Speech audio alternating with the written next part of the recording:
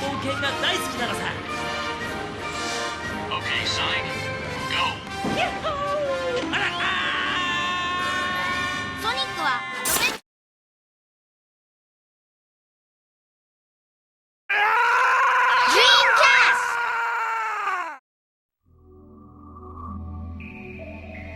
Dreamcast! The Dreamcast. What an incredibly janky, weird mate. Was there anything like it? You know, the Dreamcast. Released worldwide in 1999, living a long and prosperous 60 Hamtaro years, with an extensively diverse catalog of games and arcade ports? The Dreamcast? The Church of Sonic's little aesthetic rodent? Segod's favorite failure? The white brick with contact dermatitis? Yeah, actually, you know what? I haven't a first-hand clue what the bloody hell this thing is neither. The fucking oddity it is. Yes, that's right, mates. You've been tricked, duped, hoodwinked, quite possibly even potentially bamboozled into clicking on a video created by none other than a bloody Zoomer. It's true. I lie within the ever-growing sect of individuals not born before the mythical year of 98, or 99, or a couple more. But does the mere fact of my short existence on this mortal plane invalidate my entire first-hand experience and opinion? Yes. Yes, it does. But who cares about validation? Regardless, all of this junky, ageist preamble alludes to my solitary shame. I have never been in possession of a lovely, jubbly Dreamcast, and never gotten to witness the games on the system. I wasn't even a useless potato baby of a human being yet, meaning I can't even feign remembrance of a time when the Dreamboat was still alive and afloat. However, credit where credit is due on my end, or lack thereof on the Dreamcasts. It's not like the window of concurrent Dreamcast market tenure was that large of a span to begin with. As opposed to my childhood Sony PlayStation 2 or Nintendo DS, both of which irrefutably lasted well over 11 years, regardless of any and all weird caveats you may have in place. The Dreamcast kicked for a mere 2 years here officially in the Western Sphere, or a measly +1 up to a grand total of 3 if you happen to live in the Eastern Hemisphere. Yeah, it didn't live too long before it bit the proverbial Nintendust. To say it was short-lived as far as console lifespans span would be quite forgiving in terms of everything. It seemed to have only outlasted the Virtual Boy. The fucking Virtual Boy! And if your only claim to outlasting a product is the Virtual Boy, you've probably got some major problems. Or at least, you did, as now your only problem is probably something along the lines of being a pile of entrenched bones stuffed in a casket. Because you're dead. If that wasn't clear. All in all, what this short span means for me is that I never got to experience the thrills of bombastic blast fuckery that was this oddity's sweet existence. Because the Dreamcast is fucking rad as all pie, mate. Like, even more rad than that of my grandmother's freshly baked caramel apple pie. And that's pretty fucking rad. Future clean, digi aesthetic, eerie commercials bleeding of 2000s goo, the controller in the requisite VMU, games slapped on the discs. It had everything that little kid me would have just absolutely adored. So this all leads up to one simple pining. I want to bask and peek into that catalog of those broadband dreams, mate. Swim in the Sega stonk, eat the Sega funk, dive headfirst into any and all the good times. So I decided, fuck, why not? Let's experience that bygone Sega dream. So yeah, that's essentially all I'm gonna do. Look into a few Dreamcast games that have piqued my easily garnered attention, and without really any restrictions on what I decided to play, have a good time. Aside from the little stipulation being that they had to be released in the good old NA, fuck it with constraint and video cohesion, or a hypothetically unnecessarily gratuitous concept of weird childhood attempts at recreating some semblance of the days of rental stores in the span of a short YouTube video. Hypothetically, let's just pick a couple interesting appearing ROMs from the annals of the Dreamcast's weird net of a catalog and just chill. Have a good time. That's all this video's intentions be. Simple and sweet. Pick a little selection of games and talk about why they certainly were a time. Tag you along and quite possibly introduce you to a couple of the weird oddities that caught my brain's dartboard of attention, and spur you to give the system's catalog a dive of your own.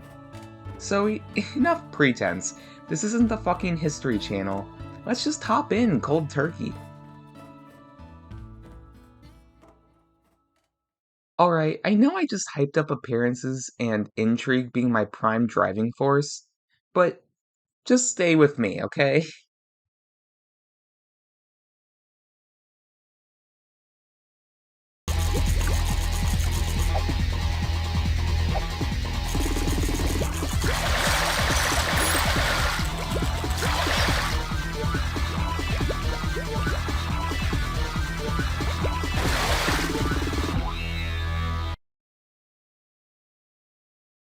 Yes, it's a fishing game, but look at this fucking arcade cabinet. This empty thoughts only cover fish. This fucking commercial. Fish!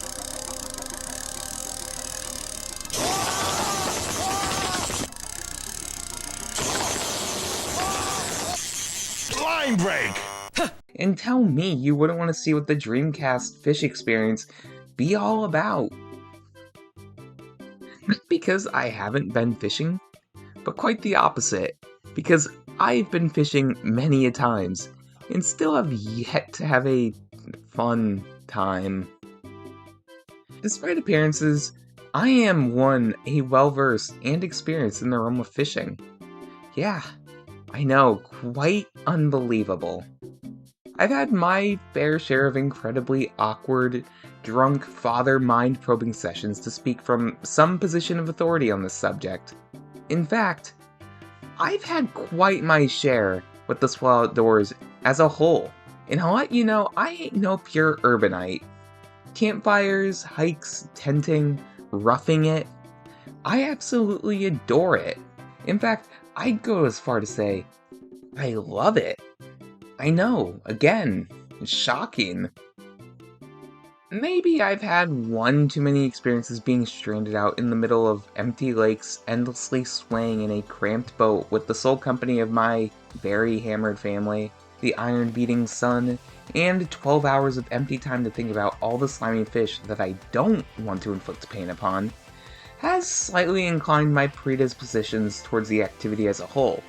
But yes, I hold the stance that fishing as an experience blows beyond bollocks cockery. So then why would I, now well-established all things fish experience hater extraordinaire, pick this game over something like Seaman, or Christmas Seaman, or even Seaman Kingdom no Petto 2001 Taiban, the half-sequel, half-upgrade to the base Dreamcast Seaman experience? Well, you see, does Seaman feature a fucking palace and a boss super bass? Dead bodies? Ruins? Creepy-ass vignettes that come out of nowhere and strangely impose the fear of some rogue bass deity in your soul? Nah, I didn't think so. Well, I've actually never played Seaman, so I don't have a fucking clue, but I'm just gonna assume no. So, how was the game? Well, it beats that low bar of fishing, that's for sure. It's pretty good. Not anything out of the world of ludicrous or life-changing, of course. It's just a fishing arcade game. But it's got some weird Sega charm to it, that's for sure. It's also got the rad Sega tunes to jam out to. For Sega, it's pretty grounded in concept, all things considered. When you look at games like Monkey Ball, Space Channel 5, Samba de Amigo, etc. However, just like all things Sega considered, it isn't the actual concept, no matter how ludicrous or boring. It's the tone conveyed within. That's the Sega charm, after all. Essentially, all I'm saying is, since it's Sega and it derived from arcades, we get that lovely, jubbly, anxiety, heart-stabbing induced timer action present in many, if not every single one of their arcade titles. I mean, they had to slide the crisp dollar bills out of your pocket somehow. What this basically entails is a game that, at one moment, is weirdly calm, fishing amongst Silent Hill-esque landscapes and casting lures into Silent Hill-esque bodies of water, from upon your Silent Hill-esque moonwalking boat, followed by the rather pleasant transition into a trauma-capable sensory overload. Sadly, while I do have the footage of me playing the game, which is hopefully what is playing in the background right now, I may have messed up and my capture card was regrettably not capturing any of the audio, completely due to me being a dumb, stupid idiot and getting output and input mixed up. Whoops. So, you sadly won't have the pleasure of experiencing the authentic badass radass fuckery through my gameplay footage. However, don't worry, I think I can recreate the experience quite accurately.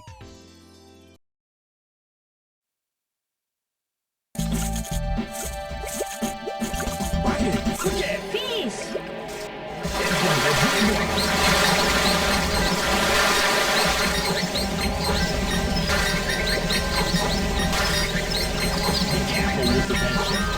Ah, lovely. You know, I think I'm starting to get a grasp on this whole Dreamcast thing. I don't know, it still feels as if I'm missing something vital. Maybe I need something a little less fishy and a bit more zombie?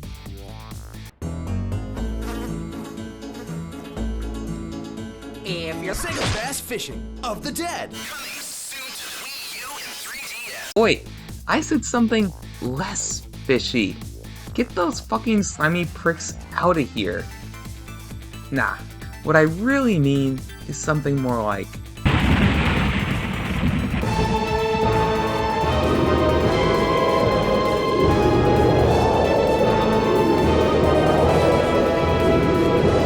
Fuck yeah. Now this is what I'm talking about. The Sock'em Rock'em Shotgun Blast Head-on-Dock'em game that is Zombie Revenge, released in 1999, like a third of all the Dreamcast games. An early 3D beat-em-up entirely focused on bashing zombie matter in, featuring campy, clunky dialogue, walking cardboard cutouts of real humans, and needlessly gratuitous and gaudy melee attacks? Hell yeah, count me in!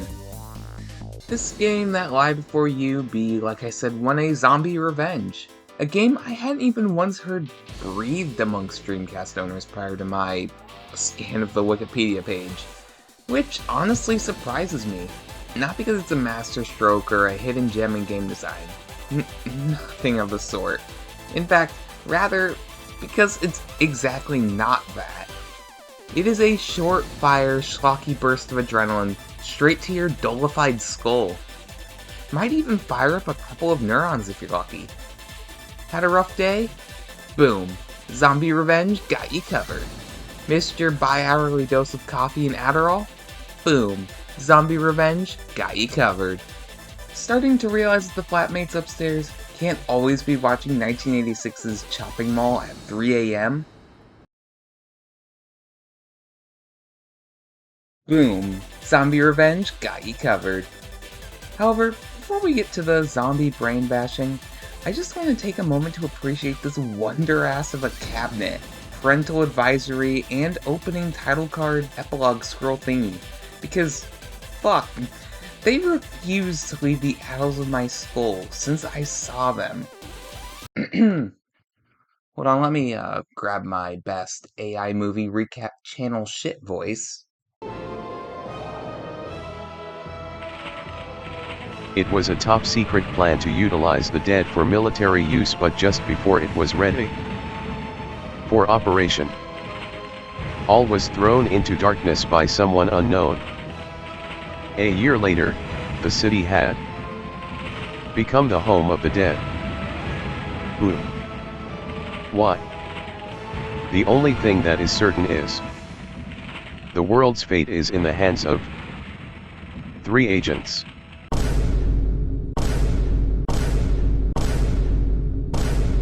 Yeah. You got Stick Brightling, Linda Latta, and Rikia Busujima, otherwise known as Bargain Bin Walmart Action Hero Punks. Oh, God, what's with this eye stab of a film flicker? I originally assumed it was my very real Dreamcast issue. But then I saw footage of the actual arcade cabinet in action and was proven completely wrong. It's intentional. And it's shit. I understand the film vibe they were trying to strike, but like, jeez. Are they trying to awaken a sleeper agent with the strobe or something? Fuck me. But anyway, that's enough pre-zombie. Let's get post-apocalyptic, fuckos. So, how does the game actually play and, hold up? Well, if I look at it unfiltered through the eyes of a normal, non-gremlinized individual, it blows cock's bollocks. However, I could give 7 shades of a toss, as I am a trash-consuming fiend. So, I would say that it is pure, unadulterated B-movie brilliance, with a capital B. The voice acting sounds like they hired Z-list Resident Evil rejects. The controls are janky and tanky, the punching somehow relays a feeling of slapping sandbags with hot dogs, and the shooting is... well, actually, it's pretty fun to pelt these zombie pricks. I won't mince words. The manner in which they get tossed and juggly thrown through the air is, if you allow a little bit of psychopathy to slip through, weirdly delightful. Like, look at these big uglies being thrown around by the least pixel real estate demanding handgun known to man. Then there's the story, or rather as expected, lack thereof. Yeah, I have no fucking idea what's going on. Sure, the title scroll talks about a secret plan, but fuck me if I followed beyond that.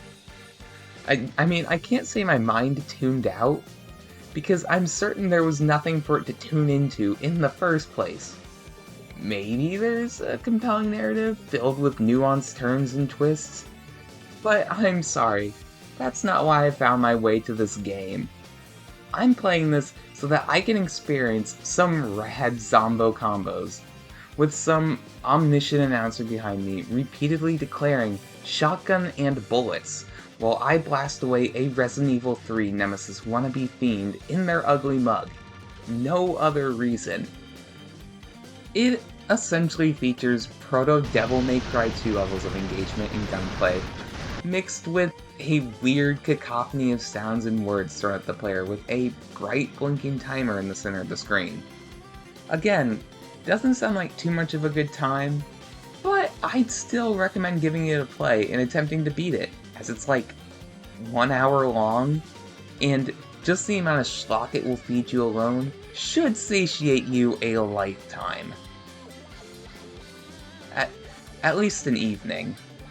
You know you're in for a good time when the game that's entitled something as innocuous as Zombie Revenge ends with the badassery that is the LSD intergalactic wormhole looking ass arena against a British-ass alphabet letter-ass self-proclaiming god of destruction ass baddie that is at the conclusion of this game. Maybe at the very least an interesting afternoon. Alright, by this point you've probably noticed the absence of some certain blue rodent. And in truth, I was hoping to avoid him completely. But there's no chance in hell I can fend off his influence while talking about the fucking Dreamcast. So, yes, let's conclude in the easiest manner I could conceive possible, with nothing but the eponymous blue blur himself. That's right, I'm ending with the one, the only, Sonic yeah, fuck no. Sonic Shuffle. Sonic fucking Shuffle. Like, what is there to say? Seriously, what is there to say about this game? Please tell me, because I couldn't get the last thing up and running, no matter how long and hard I tried. At the very least, after way too much trial and error, I did finally manage to have the main menu boot consistently. However, no sound would play, and it would crash whenever attempting to load anything and everything beyond the totally not imposingly labeled Sonic Room, of course. That shit worked perfectly fine. So fuck me, I guess, right? But, you know, maybe I should be grateful, because if the rest of the game is like the madness that is the Sonic Room, I think I may have just barely avoided one hell of a creepypasta level haunting. Like, shit, look at this room! Look at the Psycho Sonic himself sitting there, with the face of a man who has encountered God and already stolen his lunch money. Yeah, I couldn't let my initial dive end like that with the disappointment that was that mad rat bastard himself. I needed an adequate replacement. Now, opposed to what you might be expecting from some weird niche prick like me, the final game in question is actually not some rare, obscure piece of esoteric Dreamcast fuckery. No, quite the contrary, it's actually quite well known. Yep, without further ado, and for real this time, I present to you Crazy Taxi 2, sequel to what is one of, if not my favorite pure arcade games ever made. What is there not to love? You've got this visceral charm, some delightful characters, goofy physics jank that either provides one with a great time or one with a phenomenal time. This game has got it all. If you got a problem with Crazy Taxi, then go back to the Sonic Room with that bloody fucko. I'm staying here. But yes, back to the cooler and way more rad topic of Crazy Taxi. I'm sure at the beginning of this video I did say something about diving into strange and uncharted territories with my Dreamcast explorations, and this title is, well, quite the opposite of that idea. However, the unchartedness of this title still remains, and that sentiment isn't a lie when regarding me. Although one could say I'm quite well versed in the arts of taxing up the crazy, offing the springs to the tune of some mediocre punk, that is only in regards to the first title, which I happened to own on my PS2 back in the day. And still do, because this version of Crazy Taxi is my stone cold PB and jam, son.